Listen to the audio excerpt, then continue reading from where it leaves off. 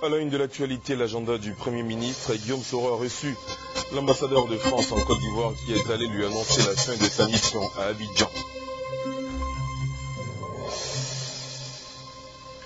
Un fonds d'investissement financé par la BAD, doté d'une enveloppe de 25 milliards de francs CFA, est désormais disponible pour le financement des PME-PMI dans la zone CEDEAO. Et puis chaque 1er mars, le monde entier célèbre la journée mondiale de la protection civile. Cette journée a été célébrée en Côte d'Ivoire par l'Office national de la protection civile. Voilà pour le sommaire. Bonsoir à tous et bienvenue si vous nous rejoignez sur RTI 1. Il est 20h à Abidjan et partout en Côte d'Ivoire. Très heureux de vous retrouver. Je vous le disais à l'instant, l'ambassadeur de France en Côte d'Ivoire a annoncé officiellement la fin de sa mission à Abidjan au Premier ministre Guillaume Soro. Jean-Marc Simon quitte la Côte d'Ivoire. Il s'est dit satisfait de la normalisation des relations ivoiro-françaises. David Gouedamobio. À quelques jours de son départ définitif de la Côte d'Ivoire, son Excellence, M. Simon Jean-Marc, continue de placer beaucoup d'espoir en l'avenir de la Côte d'Ivoire. Le diplomate français a passé 3 années à Abidjan. Il a collaboré avec le Premier ministre Soro Guillaume en temps de paix comme en temps de crise sociopolitique en application des règles en matière de diplomatie. Soro Guillaume et Jean-Marc Simon ont certainement fait, au cours de cette audience, le bilan de cette coopération bilatérale qu'ils ont certainement jugé positif au regard de la redynamisation des relations historiques qui lient la Côte d'Ivoire à la France. Une France qui, il faut le rappeler, a pris une part active dans le dénouement de la récente crise post-électorale. Le diplomate français est revenu sur cette période électorale qu'il a partagée avec le chef du gouvernement ivoirien.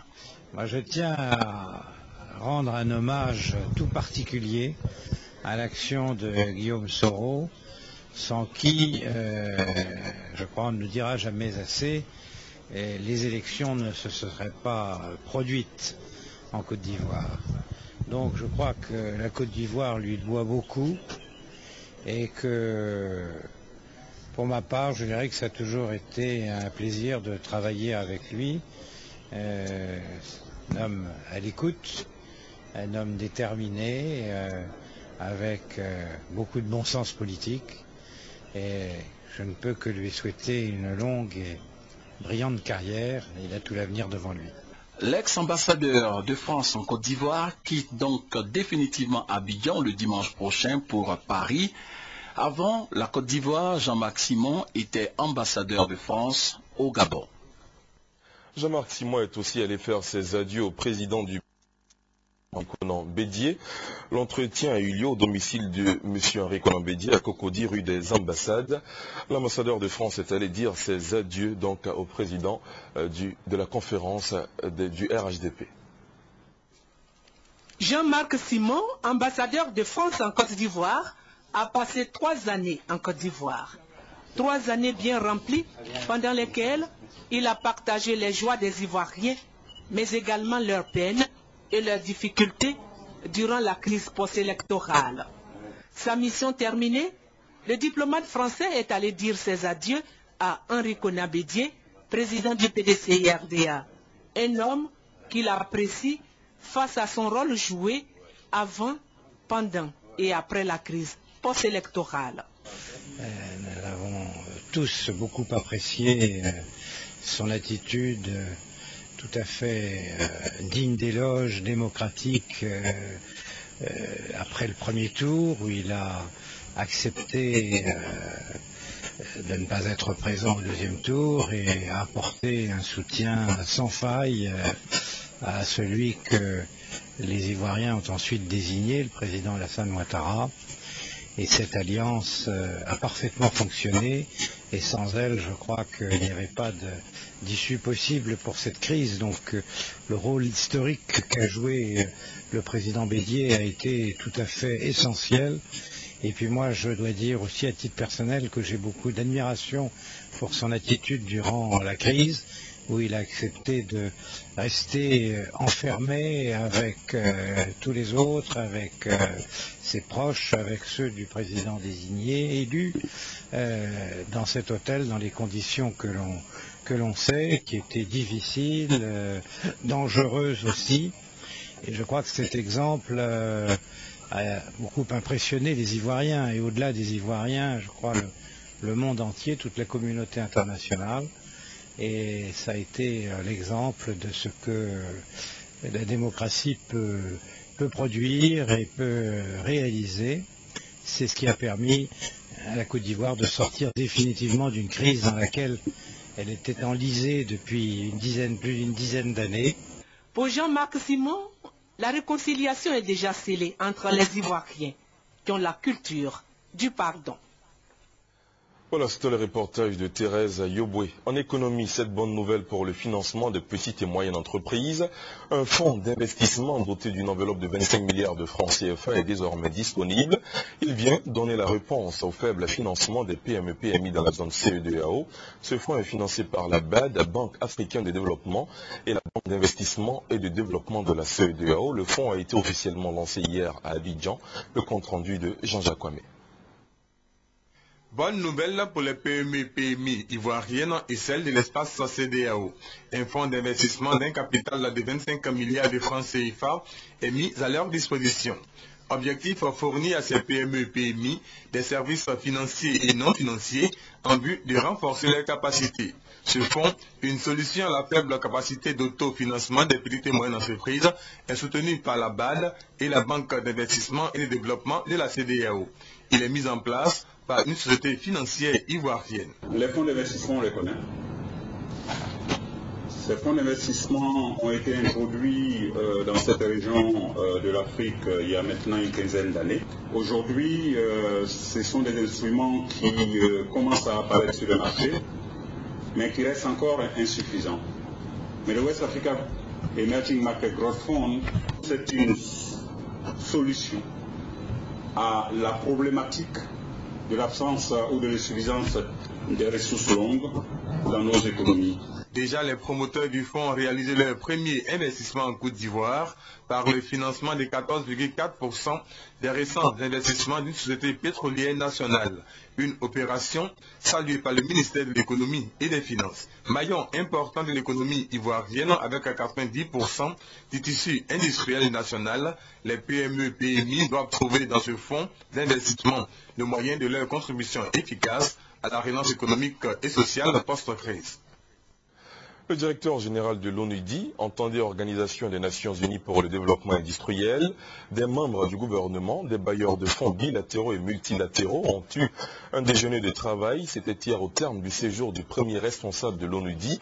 Il s'est agi au cours de cette rencontre de faire le bilan de la coopération ONUDI, Union européenne, avec le gouvernement ivoirien et aussi faire le bilan du séjour du directeur général de l'ONUDI et voir les perspectives. Le compte rendu de Noël Niagnou.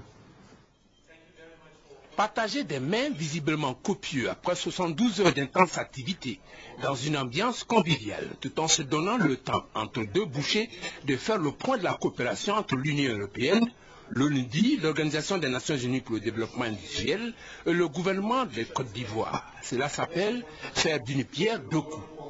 Ces coups ont porté d'abord sur l'examen de l'appui au secteur privé et à la formation technique professionnelle pour l'insertion des jeunes. Ensuite, il s'est agi d'apprécier le programme d'appui au commerce et à l'intégration régionale PASSI. Deux interventions financées par l'Union européenne à hauteur de plus de 17 milliards de francs CFA. Enfin, faire le bilan du séjour du directeur général de l'ONUDI à Abidjan. Au terme de 72 heures passées ici à Abidjan, j'ai été vraiment impressionné par la volonté, c'est-à-dire la détermination donc, du gouvernement ivoirien d'atteindre cet objectif d'ici 2020, c'est-à-dire faire de la Côte d'Ivoire un pays émergent. Sur l'exécution des appuis de l'Union européenne supervisée par l'ONUDI, les résultats sont probants. Au-delà de ce satisfecit, l'ONUDI est prêt à accompagner la Côte d'Ivoire dans sa nouvelle vision industrielle. La première phase, ce sera de soutenir donc la politique d'industrialisation. Comment aider le gouvernement ivoirien à mettre en place une politique d'industrialisation adéquate en vue donc d'atteindre cet objectif. L'institution donc d'un forum d'investissement qui se tiendra dans le deuxième semestre de l'année 2012, un forum qui a principalement pour objectif de faire connaître donc aux opérateurs économiques étrangers ou aux investisseurs étrangers que la Côte d'Ivoire est bel et bien de retour, et donc il faut accorder donc une place de choix ou privilégier à la destination Côte d'Ivoire. Avant ce déjeuner de travail, le directeur général de l'ONUDI, le Sierra-Léonais Yunkela, a visité l'Ivoirienne des technologies tropicales, un vivier d'équipement pour les micro-entreprises. Cérémonie inaugurale de la 4e Assemblée générale ordinaire des agents du Trésor de Côte d'Ivoire ce jeudi matin à l'auditorium de la Caisse nationale de stabilisation à Abidjan-Plateau autour du thème « Le FOSATSI, gage d'un trésor public plus solidaire ». Le directeur général du Trésor de Côte d'Ivoire, Koné Adama, a exhorté son personnel à cultiver un esprit d'équipe et de secours mutuel à travers ce fonds. Le point avec Juliette Rouillat. Né du souci d'assurer de meilleures conditions de vie et de travail à son personnel, le Fonds de solidarité des agents du Trésor de Côte d'Ivoire, FOSATSI, veut créer la cohésion en son sein. Le FOSATSI intervient sur deux axes principaux, l'épargne et le crédit, destinés aux prêts immobiliers, mobiliers et scolaires. Il a été créé le 20 décembre 2001. La 4e Assemblée générale ordinaire du Fonds de solidarité des agents du Trésor de Côte d'Ivoire a permis au directeur général du Trésor, Koné Adama, d'exprimer sa satisfaction malgré certaines difficultés rencontrées par le conseil d'administration. Aussi, à mon nom personnel et au nom de l'ensemble des agents du Trésor, voudrais-je adresser mes sincères félicitations à tous les dirigeants sociaux. La politique de gestion que j'entends mettre en œuvre intègre, dans sa dimension sociale, un renforcement des valeurs de partage et d'union. Le Fonds de solidarité des agents du Trésor de Côte d'Ivoire compte environ 2500 adhérents, avec une moyenne de 400 millions de prêts octroyés chaque trimestre. Cette tenue ce matin à Boaké en présence du ministre de la Communication Diakité Koti Souleymane, l'ouverture officielle de RTI Boaké, la station régionale de la radiodiffusion télévision ivoirienne, RTI Boaké émet dans la région du Béké et même au-delà à la joie des populations qui ont assisté à son inauguration par le ministre de la Communication. Ce matin, le ministre de la Communication a demandé aux médias de service public de jouer sa partition dans l'immense chantier de la reconstruction et de demeurer à l'avant-garde du combat de la réconciliation pour faire renaître la Côte d'Ivoire. Le reportage de notre envoyé spécial dans nos prochaines éditions.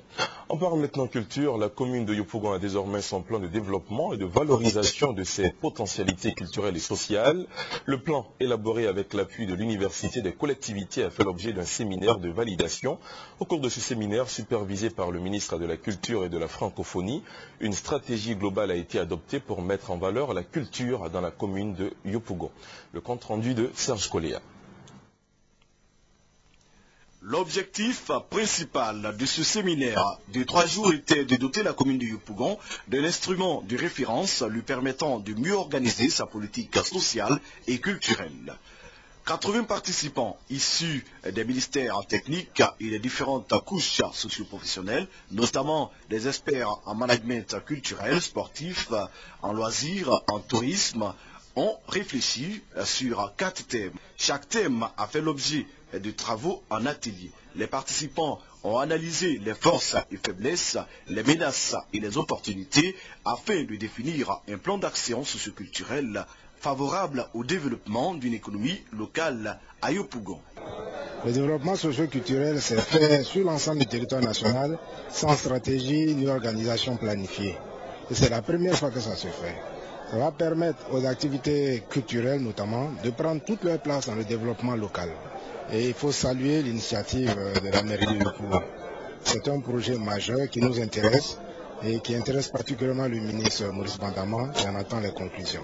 Après avoir passé au peigne fin les potentialités de la commune de Yopougon au plan démographique, géographique, culturel, touristique, social, économique et politique, les participants ont pu valider le plan stratégique de développement et de valorisation des potentialités socio-culturelles de la commune de Yopougon. Notons que la direction du patrimoine humain de la mairie de Yopougon a bénéficié du soutien du ministère de la Culture et de la Francophonie et de l'Université des collectivités dans l'élaboration de son plan stratégique de développement socio-culturel. Je vous le disais en titre, l'Office national de la protection civile, la ONPC, a célébré ce jeudi 1er mars, à l'instar du monde entier, la journée mondiale de la protection civile. En Côte d'Ivoire, l'accent a été mis sur la prévention face aux accidents domestiques. Alexis Ouedraogo pour le reportage.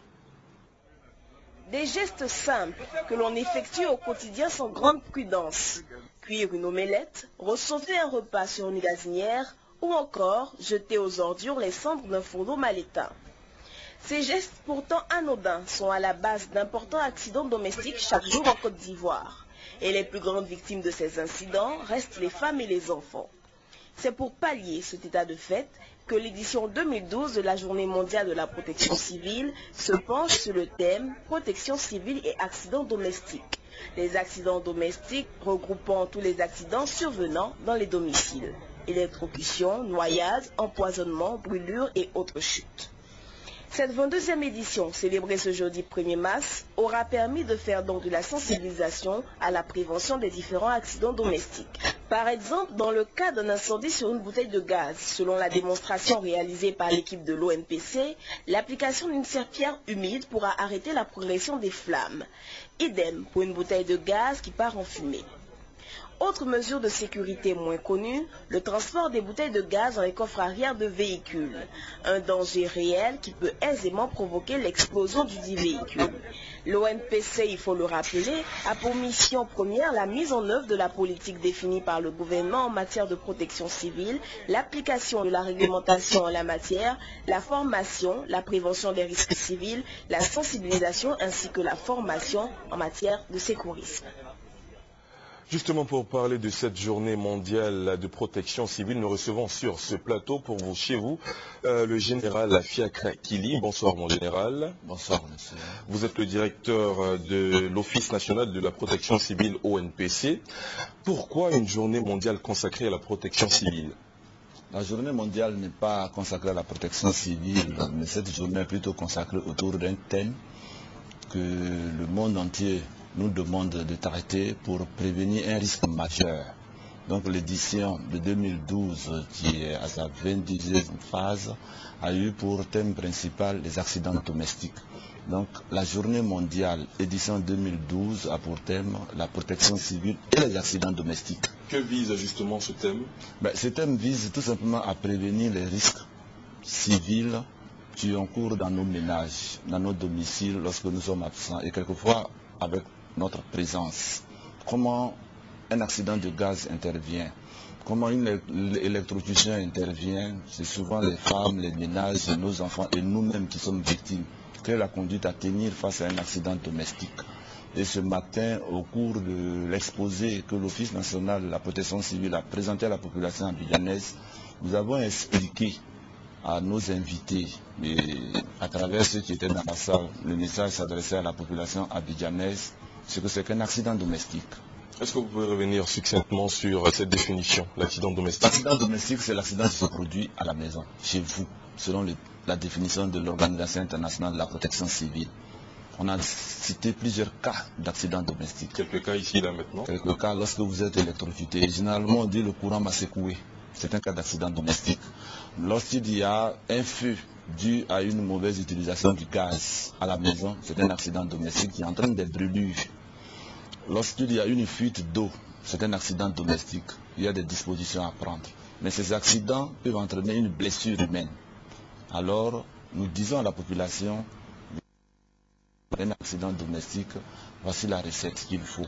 Qu'est-ce que l'ONPC entend faire pour justement faire connaître, pour sensibiliser la population sur la prévention? La mission principale de l'Office national de la protection civile est de protéger la population contre les risques civils. Donc faire de la prévention et la prévention, avec le concours de tous, des médias.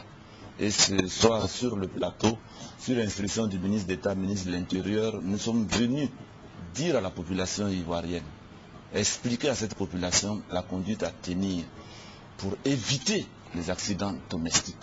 Telle est notre mission principale. L'Office national de la protection civile a organisé une conférence aujourd'hui, mais comme la Côte d'Ivoire ne se limite pas qu'à Abidjan, les jours à venir, nous avons l'intention, avec l'appui des préfets, d'organiser les mêmes séances dans les chefs-lieux de région de la Côte d'Ivoire pour sensibiliser la population, pour dire à nos filles de ménage qui utilisent le gaz lorsque nous ne sommes pas là, pour dire aux électriciens qui viennent travailler chez nous lorsque nous signalons une panne, comment ils doivent se comporter pour éviter un accident aux effets dommageables, aux effets catastrophiques, qui parfois peuvent aller jusqu'à entraîner mort d'homme, mort de la victime. Lorsque vous êtes victime d'une électrocution, lorsque vous êtes victime d'un feu de gaz, vous ne savez pas jusqu'à quel degré vous pouvez avoir des brûlures. Donc pour éviter cela, l'Office national de la protection civile, à travers le thème de la 22e édition de la Journée mondiale, a décidé de sensibiliser la population avec l'accord du gouvernement de la Côte d'Ivoire. Nous célébrons, comme tous les pays du monde, ce 1er mars, la Journée mondiale de la protection civile. Il y a eu d'autres thèmes, mais aujourd'hui, c'est les accidents domestiques. D'accord. Cette célébration, pour terminer, va-t-elle se limiter à la conférence que vous avez animée aujourd'hui ou il y a d'autres actions qui vont prolonger cette action? Je vous disais tout à l'heure que nous n'allons pas nous limiter à la conférence que nous avons organisée aujourd'hui. La conférence est le point de départ. Avant le 1er mars, nous ne pouvons pas faire une activité en rapport avec le thème. L'Organisation internationale de la protection civile nous autorise, à partir du thème et à partir du 1er mars, d'organiser plusieurs séances de sensibilisation à travers le pays. Et nous en avons l'accord de Monsieur le ministre d'État, ministre de l'Intérieur. Dans les jours à venir, nous allons aller dans les localités de l'intérieur du pays pour expliquer aux différentes populations comment se comporter, comment se tenir en cas d'accident domestique. Donc s'il y a des dommages qui sont causés à notre intégrité physique, quelle est la structure à contacter? Est-ce une structure de santé? Est-ce qu'à la maison, sur place, nous pouvons prendre les premières dispositions avant l'arrivée des secours spécialisés? Parce que c'est cela aussi, chacun de nous doit être un acteur de protection civile. Absolument. Avant l'arrivée des secours spécialisés. Merci beaucoup, mon général, d'avoir accepté de répondre à nos questions. Et nous espérons que tout ce que vous avez dit a bien été perçu par nos populations. La plateforme de service Côte d'Ivoire est un dispositif national d'insertion au service des jeunes. De 2005 à 2009, plus de 10 000 jeunes ont été accueillis et plus de 2 000 ont été insérés dans la vie active. Notre reporter Juliette Ouéa a visité les sites de Sangon, Kassamblé et d'Atekoubé, son constat sur le terrain. L'insertion des jeunes dans l'activité économique post-crise est une préoccupation pour le gouvernement ivoirien. À cet effet, grâce à la création de la plateforme de services Côte d'Ivoire, en abrégé PFSCI, plusieurs jeunes de 15 à 40 ans bénéficient de formations. La première aux métiers agro-pastoraux à travers le chantier d'insertion et la seconde dénommée Régie de services territoriaux qui instruit la jeunesse sur les travaux d'intérêt généraux comme la collecte des ordures et l'entretien des espaces verts. La durée de formation varie de 6 à 9 mois. Le centre de Sangon Kassamblé, qui s'étend sur 7 hectares, accueille 45 apprenants, dont 10 femmes, tous rémunérés et logés gratuitement. Ils sont formés à la gestion coopérative, la culture maraîchère, la pêche et l'élevage. Après le passage des formateurs, nous sommes là pour la carrière, les mines bas, les mines bas, les saillies, parce que les saillies se font, parce que moi, je tous les matins, je viens dans la formation. Et après le passage des formateurs, je suis avec les patronats pour apprendre les techniques. Il faut noter que ces financements sont entièrement remboursables et échelonnés sur une période bien définie. Je fais le paillage. En fait, je voudrais conserver l'humidité lorsque on nous donnera de l'eau à la plante pour nourrir. Donc, cela consiste à conserver de l'eau pour que la plante puisse tirer ce qui est important pour sa vie. Et c'est ce que je suis en train de faire. Et ensuite aussi, je fais le sarclage. Et j'enlève les mauvaises herbes, afin que aussi, ce qui n'étouffe pas la plante, pour que la plante aussi puisse vivre. Vous comprenez? C'est là que je vais m'orienter. Et je sais que là, je peux mieux faire et pouvoir donner quelque chose. J'ai opté pour l'élevage de lapins. La mission locale de la commune d'Atekoubé, ou régie de services territoriaux de la plateforme de services Côte d'Ivoire, participe à l'insertion des jeunes par leur mise en activité professionnelle pour l'amélioration du cadre de vie des habitants. Ces activités concernent entre autres l'entretien de la voirie municipale, la collecte des ordures ménagères et la réhabilitation des constructions publiques. Des garçons pour orner toute une partie de l'école par rapport à la cour pour les études de l'emploi. Il faut préciser que pendant la période 2010 à fin 2011, sur 20 000 jeunes qui ont été accueillis, plus de 2 900 sont insérés dans la vie active. Un chapitre sécurité dans ce journal. Des véhicules volés dans plusieurs pays ont été saisis par Interpol en Côte d'Ivoire. Ces véhicules ont été restitués aux propriétaires. La cérémonie s'est déroulée hier dans les locaux de la police judiciaire à Marcory. Alors à ça. C'est après l'opération baptisée Caïman, parce que difficile et délicate, qu'Interpol régional a saisi tous ces véhicules volés. Ils ont été volés en Suède, au Danemark, en France, au Canada, au Ghana et au Mali. Le coût est estimé à plus de 705 millions de francs CFA. Avec les 4 grilles falsifiées, les individus arrivaient à passer les barrières et les frontières. Et ils arrivaient à immatriculer aussi les véhicules qu'ils revendaient, bien évidemment, aux Ivoiriens. Et donc, on a estimé qu'il fallait mettre un holà à cela. Face à la recrudescence des vols de véhicules, le guichet unique automobile a décidé de prendre les mesures suivantes. Faire un contrôle endogène, un contrôle en notre sein, de telle sorte que les véhicules qui sont suspectés ne puissent pas être immatriculés. Tous les nouveaux véhicules qui vont arriver pour l'immatriculation, les véhicules qui ont de 0 à 5 ans, 7 ans, vont faire le visa Interpol. Cela permet de sécuriser notre pays, de sécuriser l'économie du pays et de donner une bonne image de notre pays qui ne peut pas receler les véhicules volés. Il faut rappeler qu'à l'issue de cette première opération, en plus des 15 véhicules saisis, 2 présumés trafiquants ont été arrêtés et mis à la disposition de la justice. Désormais, les populations de la commune d'Adjamé pourront vaquer à leurs occupations en toute quiétude. La brigade de gendarmerie qui avait été ravagée pendant la crise post-électorale par un incendie vient d'être réhabilitée. La cérémonie officielle de remise des clés a eu lieu ce matin dans les locaux de la gendarmerie. Serge Collier. Ravagée pendant la crise post-électorale par un incendie, la brigade de gendarmerie d'Adjamé est à nouveau fonctionnelle. Composée de 7 bureaux, d'une salle de radio, d'une cellule pour prévenus, d'un bloc sanitaire et de vestiaire, sa réhabilitation a été faite par un opérateur économique, fils de la commune d'Adjamé. Et ce, grâce au soutien du premier magistrat de la commune, Youssouf Silla. Une initiative fort appréciée par le commandant de la première légion de gendarmerie, le lieutenant-colonel Conan René Stanislas. Ce geste a mérité d'être salué et d'être encouragé. Nous espérons que d'autres bonnes volontés comprendront que l'État de Côte d'Ivoire lui seul ne peut pas tout faire, tellement les chantiers sont énormes. La reconstruction demande beaucoup de moyens. Quant au maire Youssouf Silla, il appelle à une bonne collaboration entre population et forces de l'ordre.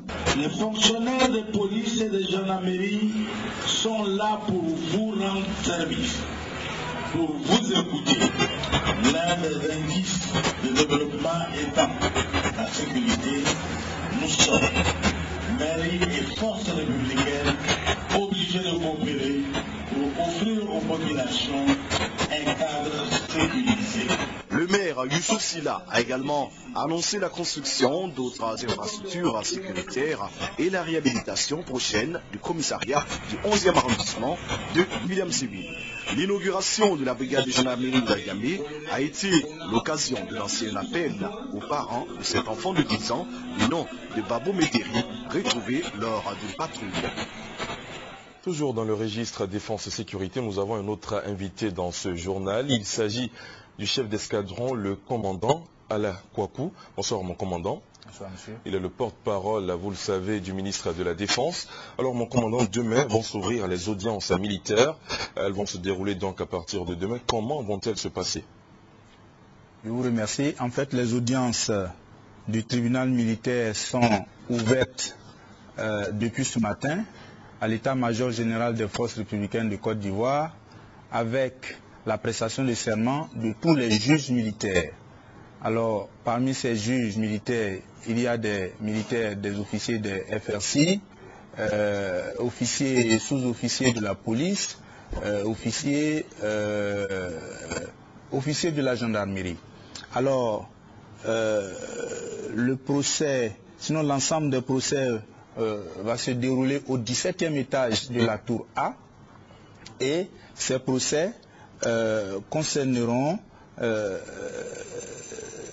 seront développés sur des crimes contre des personnes, les crimes contre les biens, des infractions purement militaires et des provocations ou incitations à commettre des actes contraires au devoir. Alors ce qui est important à retenir pour les populations civiles qui peuvent s'y rendre, elles sont invitées, c'est qu'il ne faudrait pas qu'elles aient à l'esprit que ces procès qui s'ouvrent seront des procès d'un groupe vainqueur contre un autre groupe vaincu. Ce sont au total 137 dossiers qui sont sur la table du procureur du gouvernement, et il y a des dossiers qui existent avant la crise post-électorale, des dossiers pendant la crise post-électorale, des dossiers après la crise post-électorale. Et donc, vous remarquez que s'il y a des juges dans tous les corps d'armée, c'est parce que il y a au sein de ces forces-là des éléments qui ont commis des crimes ou des délits contre les personnes ou contre leurs biens.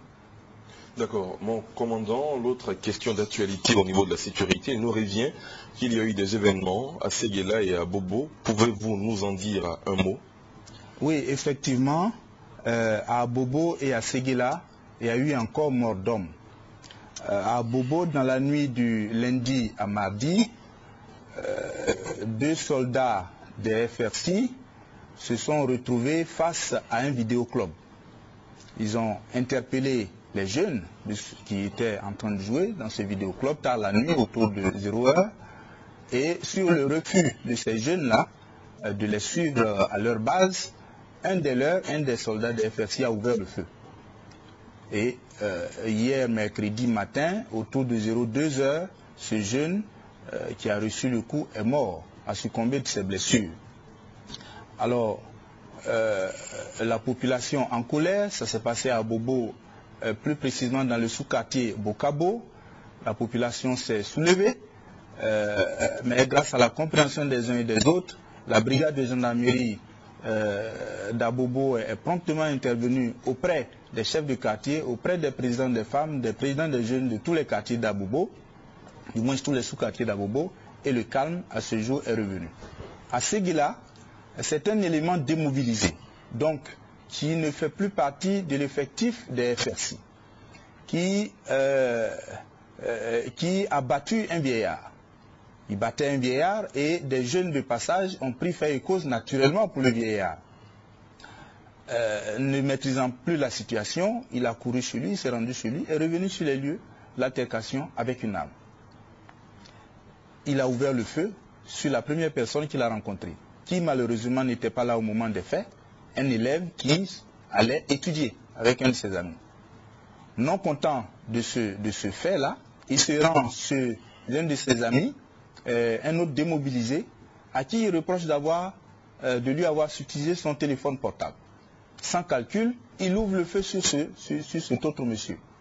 Il prend la fuite et des informations que nous avons reçues autour de 17h cet après-midi, c'est qu'il a été surpris par des chasseurs dans un champ de manioc aux alentours de Vavois, et donc la police, la gendarmerie, appuyée des troupes des FRC, sont à sa recherche, et donc le Premier ministre, ministre de la Défense, lance un appel à toutes les populations dans la zone de Vavois d'aider les forces républicaines, la police et la gendarmerie à mettre la main sur cet individu qui est un véritable criminel, parce qu'il ne fait plus, il n'appartient plus aux effectifs des FRC.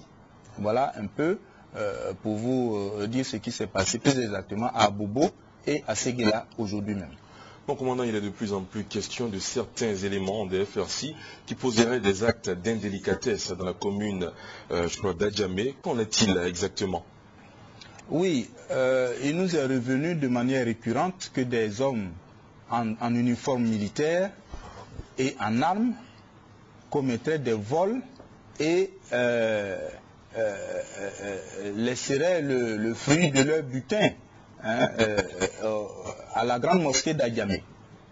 Les informations anonymes nous ont permis de mettre la main, en activant la police militaire cet après-midi même, mettre la main sur ces individus qui n'ont trouvé d'autre lieu qu'une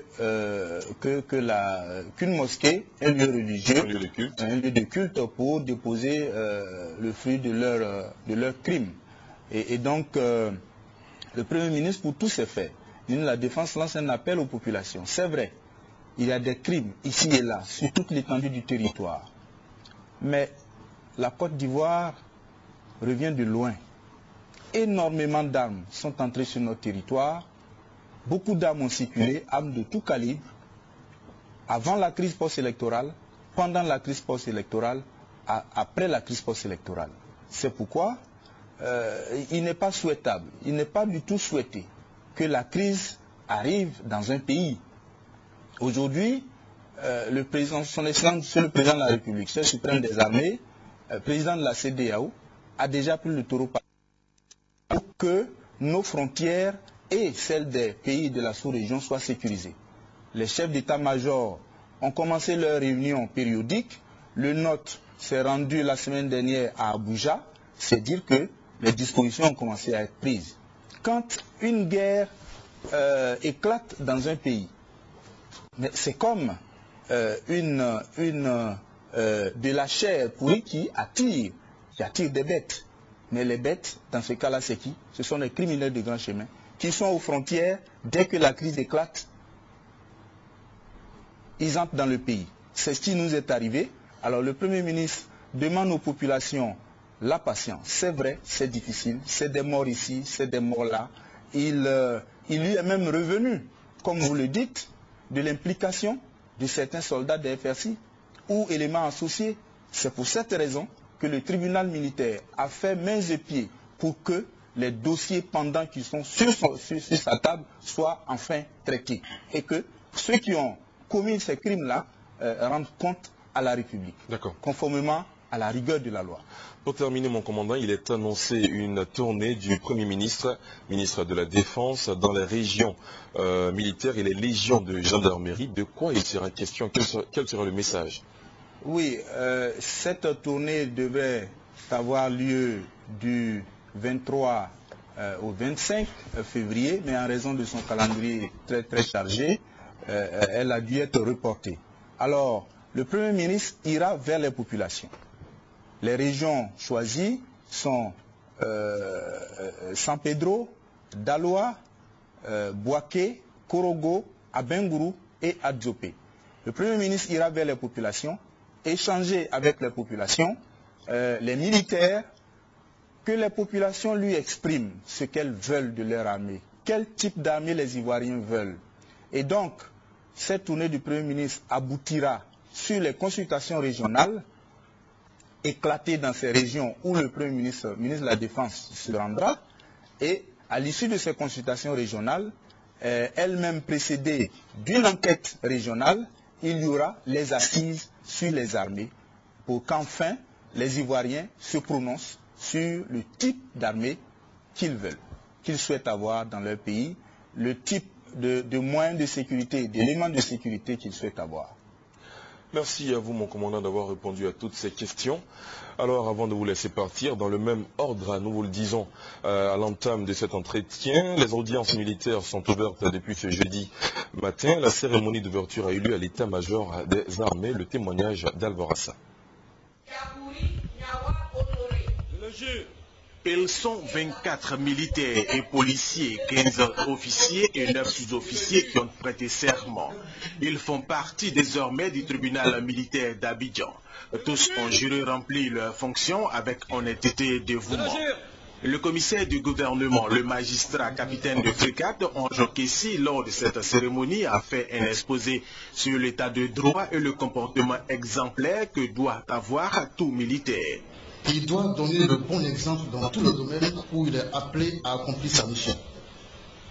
Il doit montrer une image prestigieuse d'homme pour les femmes intègres, courtois, disponibles, pour qui l'honneur et la dignité n'ont pas de prix, pour qui le respect de la discipline n'est pas discutable.